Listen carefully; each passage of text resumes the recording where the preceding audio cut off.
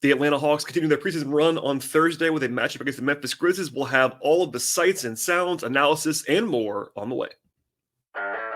You are Locked On Hawks, your daily Atlanta Hawks podcast. Part of the Locked On Podcast Network. Your team every day.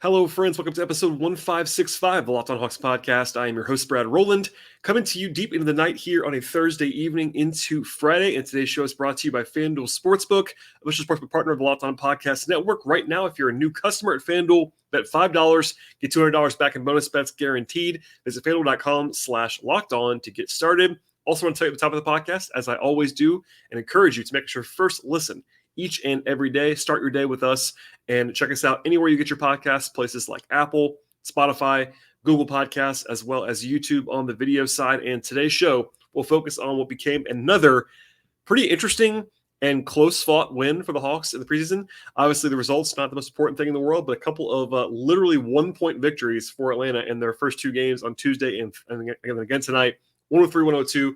Over the Grizzlies. It got a little bit tight in pretty interesting fashion down the stretch, but it wasn't pretty after halftime with the kind of third stringers out there for the most part, especially in the fourth quarter. But the first half was a legitimately positive story for Atlanta. They looked crisp offensively. I want to start the podcast there basically and talking about the fact that the Hawks did really look good in the first half of this contest. I'll share some stats with you later on, but the starters, at least the guys who were available in this game, Trae Young in particular, Jalen Johnson in particular, DeJounte, Clint, Bogdanovich made his debut for the season in the first half of this game. They only played the first half, but the Hawks were kind of firing on all cylinders on offense. Not necessarily like shooting the lights out or not playing perfect basketball, but they scored 59 points in the first half, and particularly Trae went nuts at one point.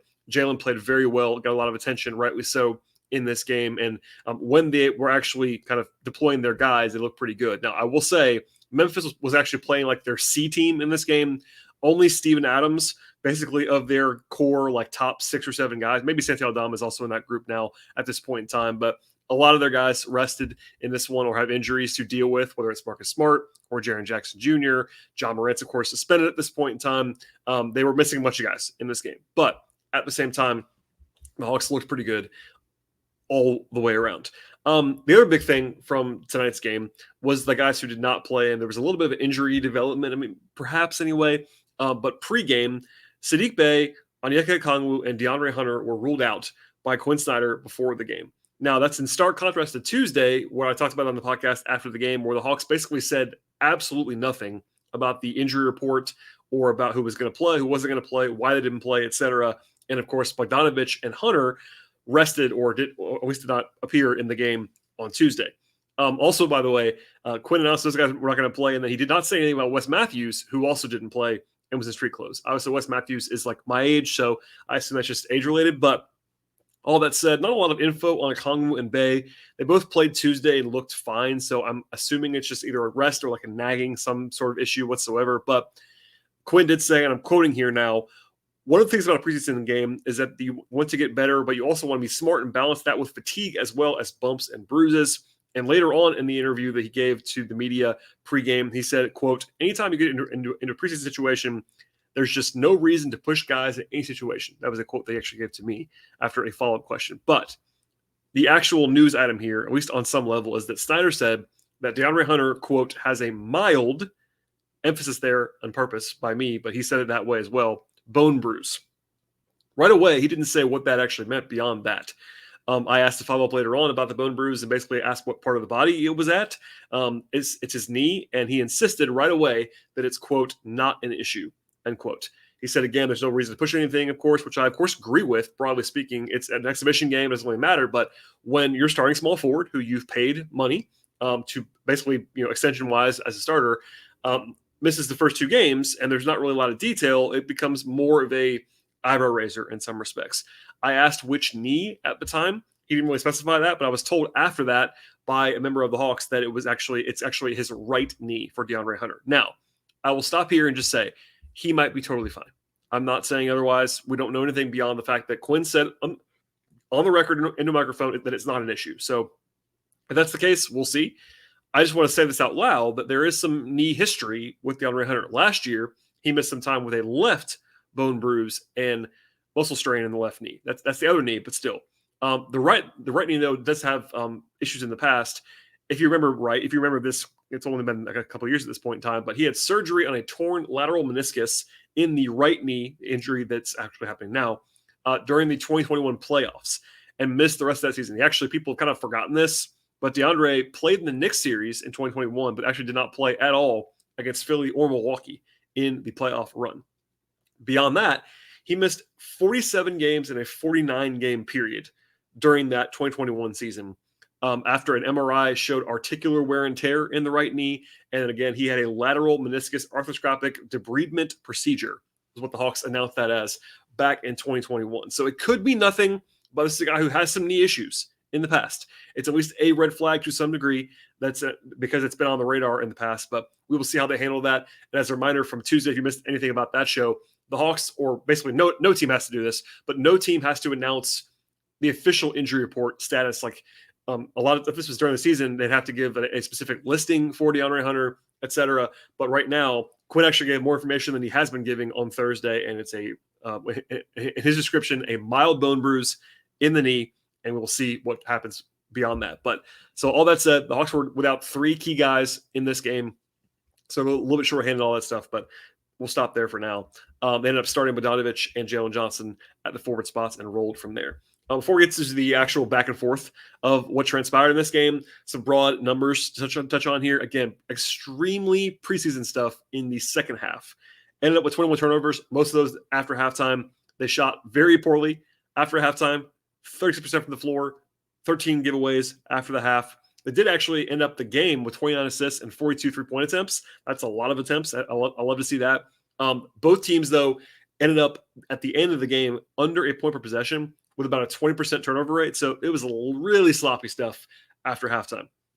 Defensively, Memphis shot sub 40% after halftime, but took 32 threes in the second half. That's a ton of attempts.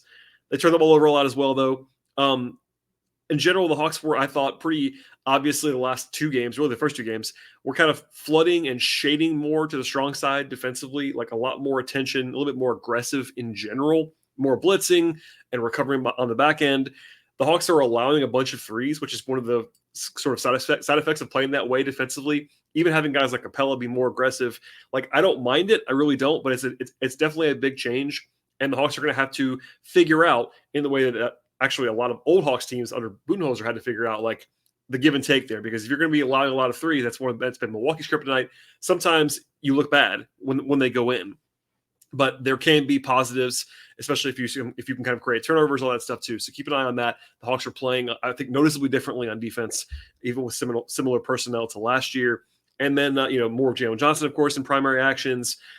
Anyway, that's kind of where I will leave it there in terms of the broad strokes from this one. But the Hawks played well in the first half, albeit in a pretty favorable spot at home against a pretty, kind of third team-ish Memphis team. But after halftime, there's player stuff to talk about for sure and like style stuff, but it was kind of a slog, but a fun slog down the stretch. Lots of back and forth we'll talk about in a second. Okay, more to come on this game momentarily with the sort of blow-by-blow of how it transpired. But first, a word from our sponsors on today's podcast.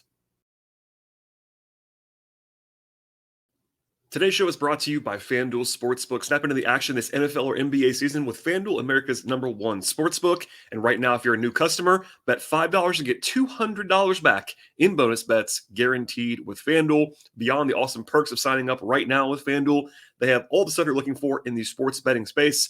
Point spreads are there, over-unders, money lines, player props, future bets, and much more. And the FanDuel app is safe and secure. They cover the entire spectrum of the sporting landscape as well. That includes the NBA, of course, as we talk about on the show all the time. They have the NFL, college football, MLB, WNBA, college basketball, golf, tennis, soccer, auto racing, and many more. And now is the best possible time to join up at FanDuel. Visit FanDuel.com/LockedOn right now. Check out the official sportsbook partner of the Locked On Podcast Network with an offer that you will not want to miss with that betting of $5, getting $200 back in bonus bets guaranteed. That is FanDuel.com/LockedOn. FanDuel, official partner of the NFL.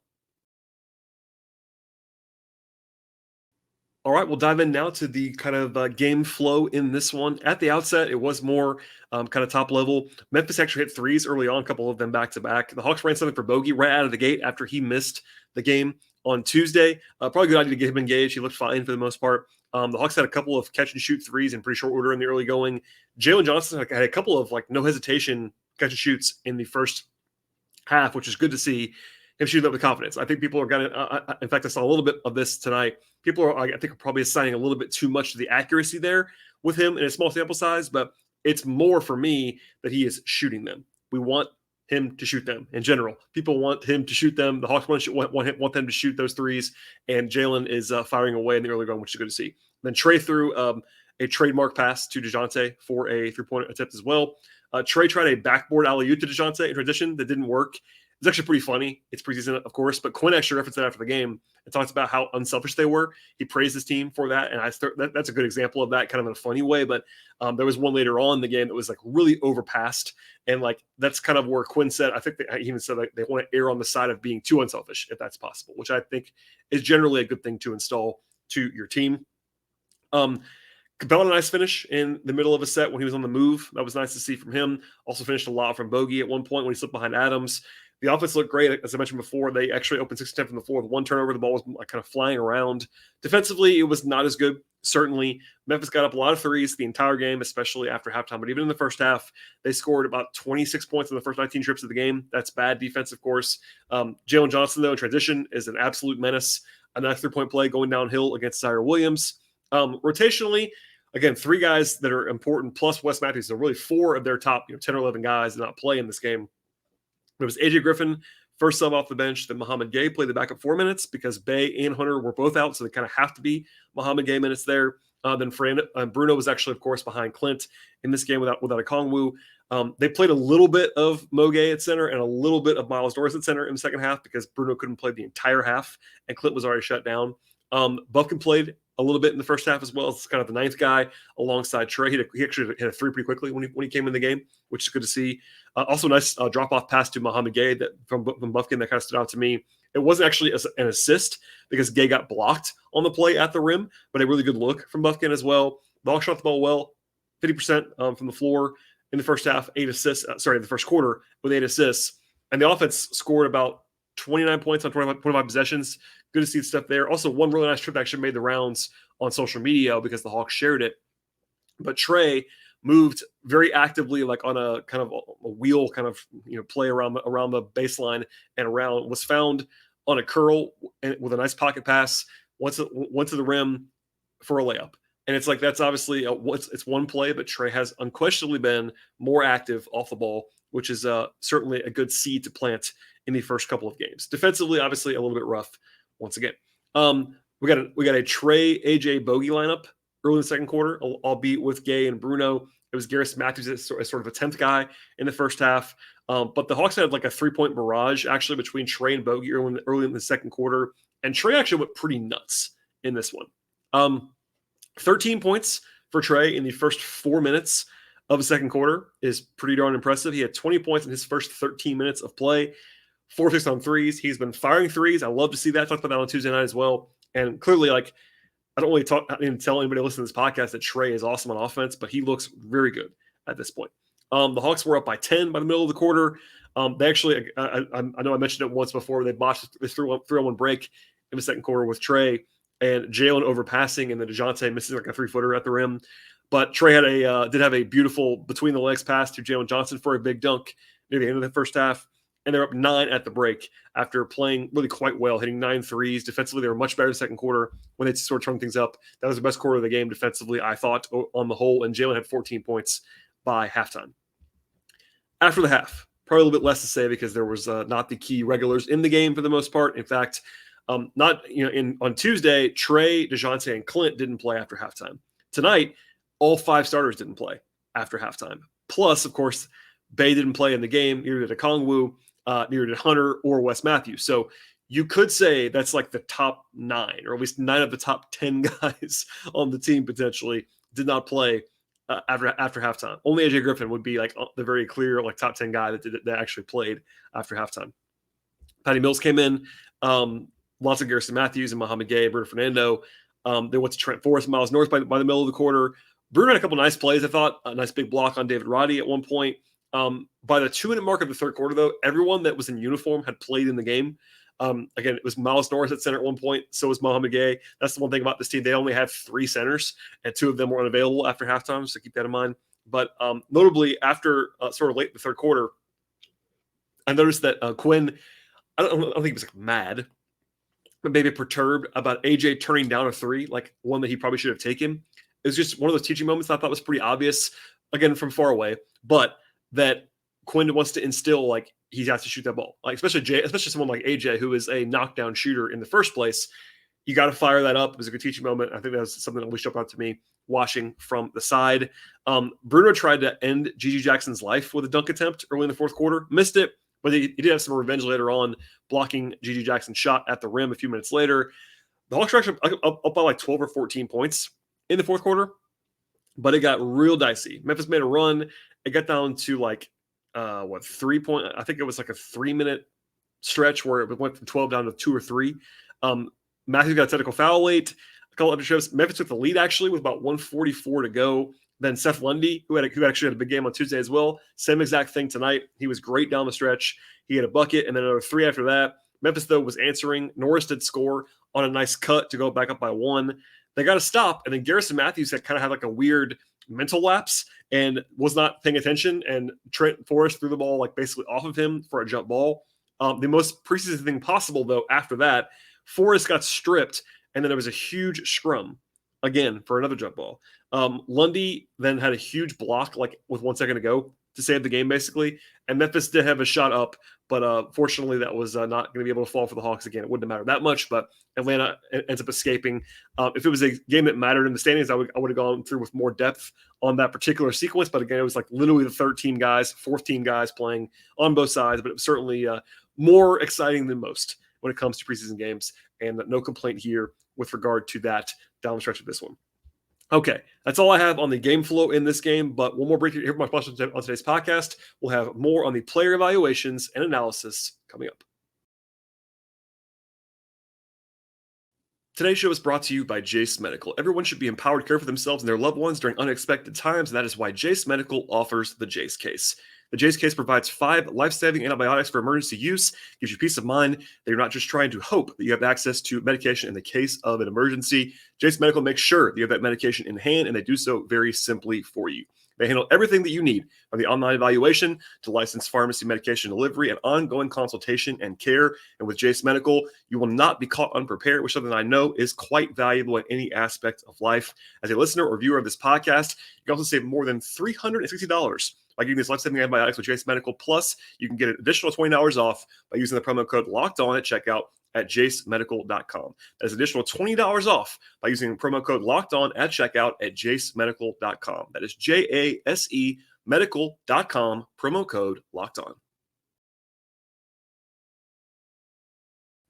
Okay, and to the player evaluations. Again, what we do on the podcast, if you are new listeners, we'll go through the entire roster of guys who appeared. And of course, in these games, everybody's playing, so a little bit shorter probably on each and every player, but we'll start at the guys who played the least. But everyone who appeared played at least 10 minutes because this is a preseason game. Miles Norris, 10 minutes off the bench, 2 points, and they were actually 2 big points at the very beginning of the game. 2 rebounds and an assist, and to go along with a steal. I thought he looked fine. He was actually playing, again, out of position, playing center, but generally was fine.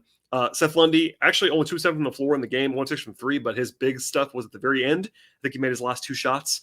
4 rebounds, active on defense, etc. He wasn't as good overall as he was on Tuesday, but some nice flashes there. Patty Mills was kind of just being a caretaker, didn't score in 13 minutes, 0-3 from the floor. They had 2 assists, looked like Patty Mills, but obviously he's not like pushing hard right now as a guy who is, again, like my age, mid to upper 30s, not pushing at this point in time. Trent Forrest, 2 points, 1-3 from the floor, 3 rebounds, 3 assists, and 2 steals for Trent. Defensively, excellent. He didn't make as many plays on offense as he did down the stretch of the game on Tuesday, but that's to be expected. He looked like himself for the most part. They got beat up pretty bad, though, in the fourth quarter at times before they were able to hold on for the win at the end. Mohamed Gay played some in the first half, again, with the starters at different points, had 12 points, 6 rebounds, 3 assists, and 4 turnovers. Obviously, some low lows for a rookie. That's to be expected, but the highs are pretty intriguing. Obviously, his touch is something the Hawks like a lot. He had 2 threes in this game. Gay has great length. He's certainly going to have some rookie growing pains, but the flashes are there for him, which is all that you can really ask for. He looked pretty comfortable for the most part in this one. Griffin played 18 minutes, had 5 points, was a +9, 2 assists, 2 of 7 on the floor. Didn't shoot great, but I thought he was okay. Garrison Matthews actually went 3 for 3 from 3, had 12 points in his 18 minutes of play, 4 rebounds. A reminder that he can definitely shoot the ball, and there's some value to be had there. Bufkin played 22 minutes, actually took 14 shots. He was very, very aggressive, which I'm okay with. I kind of want Bufkin to be aggressive in this setting in particular. Also had 12 points, 6 rebounds, 2 assists, and a steal, and was +8 in his 22 minutes. So it wasn't like he was super efficient, but played, I thought, pretty well on the whole. Bruno Fernando actually led the team in minutes by a lot because, again, he was the only center available after halftime. 29 minutes, that's a lot of minutes for a preseason game. But 3 points, 5 fouls, but then 4 assists, 6 rebounds, and 4 block shots. So Bruno was very, very involved in this one. He wasn't perfect, had actually 5 giveaways, I believe, in the game out of the 20-plus that the Hawks had as a team. But I thought Bruno looked fine, made some nice splash plays, and I believe strongly that Bruno is a backup center. And on the Hawks, he's a third center, which is totally fine. He just means he's overqualified for the role that he's in. To the starters, who actually played again only in the first half, DeJounte, 7 points in 17 minutes, 3 away from the floor, 3 assists, no turnovers. He had 1 very nice vintage pull-up jumper and played fine. Just kind of unselfish, moving the ball, not like pushing a lot of usage right now by his standards. That's okay. Bogey made his debut in this one, 17 minutes, 3 shots, 2 points, 3 steals. Kind of weirdly active there, 3 assists. He was definitely passing and facilitating, not pressing too much right now, but I thought he looked okay moving. And obviously his shooting is well documented. Capella, 7 points, had, I believe, 1 rebound, 2 steals in 16 minutes, low usage, but like a couple nice flash plays, a good drive to the rim at one point off the dribble when he was kind of found in stride. And then the 2 standouts in this one really on the first half were Jalen and Trae. Johnson had 14 points, 3 assists, 3 rebounds, and 2 steals in 17 minutes. Made 6 or 7 shots, 2 from 3. Did miss a free throw, but I thought he looked very good, very comfortable. Much more like in the flow on offense in this one. In the first game, he was pretty clunky at times on offense, I thought, in the half court. But in this game, he was pushing the pace. Quinn talked about him as a pick and roll option a couple times in the last couple days, and I think he's been a little bit more active and a little bit more comfortable. And that's just it's a process for sure. He had a lot of space to work with playing alongside Bogey and the 2 guards, but it was good to see him play well. And then Trae Young went, again, crazy at one point in the first half, had 13 points in like 3.5 minutes, but had 20 in 18 minutes of play. 16 shots, that was okay. He wasn't like pressing hard, I didn't think. Took 7 threes. He's getting them up, 3 assists. I thought Trae looked great once again. So we'll leave it there for now, but I thought he looked good. The team looked pretty good. And while the second half was definitely, we'll call it unsightly in some ways, they did not play particularly well in the second half. That was, again, the second half. It was, the second team, third team, fourth team guys, and nothing to be concerned about with regard to that. From here, the Hawks play again on Saturday afternoon. That's the 3rd game in 5 days for Atlanta. It's a 3:30 game, p.m. Eastern time at the Gateway Center down in College Park where the Skyhawks play. As a reminder, last year, the Hawks and Pelicans played a preseason game in Birmingham that I went to, and that's where the Pelicans G League team plays. This is kind of the return game for that. So the same 2 teams are playing this year in College Park where the Skyhawks play, where the Atlanta Dream play. So a much, much smaller venue than an NBA team is used to playing in a lot of ways, but certainly state-of-the-art. It's a new facility in the last couple of years, and I'll be on the scene for that one on Saturday afternoon. But TBD on who's going to play on that one. I thought that a lot of the regulars might sit one of the 3 games this week, just when it comes to like how much Quinn talked about, like the 3 games in 5-day thing. So, but the only guys who have not sat of the regulars so far are Clint, Trae, DeJounte, Jalen, and AJ. Everybody else has at least sat for one of the games, whether it was Bogey in the first game, and then, of course, tonight, Onyeka and Sadiq, and Hunter's missed both games. So we'll see if Hunter makes some progress. I don't know if he's going to play or anything like that. We got no more details than I shared with you earlier in the podcast. We'll see if Okongwu and Bey return. It would not stun me if we saw any of Clint, Trae, DeJounte rest on Saturday, but we'll see.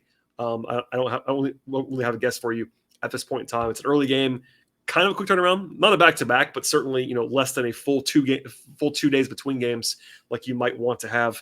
And we'll see how they fare in that one against New Orleans on Saturday. And as always, I'll have a podcast after that game. So please stay tuned for that. Please subscribe to this podcast anywhere you get your podcasts. If you're a new listener to the pod this year, first of all, welcome aboard. But second of all, please subscribe across platforms. If you want to go ahead and do that multiple times, either on YouTube or Spotify and or Apple and or Google Podcasts or Overcast, all those places we should be there. If we're not there, let me know. I'll get it fixed for you. But we should be anywhere you get your podcast at this point in time. Ratings and reviews appreciated. Follow us on Twitter /X at LockedOnHawks. Follow me on Twitter at BTRowland, Patreon.com/BTRowland as well. And stay tuned. I'll have much more on all things Hawks after the game on Saturday. Thank you for listening one more time, and we'll see you all next time.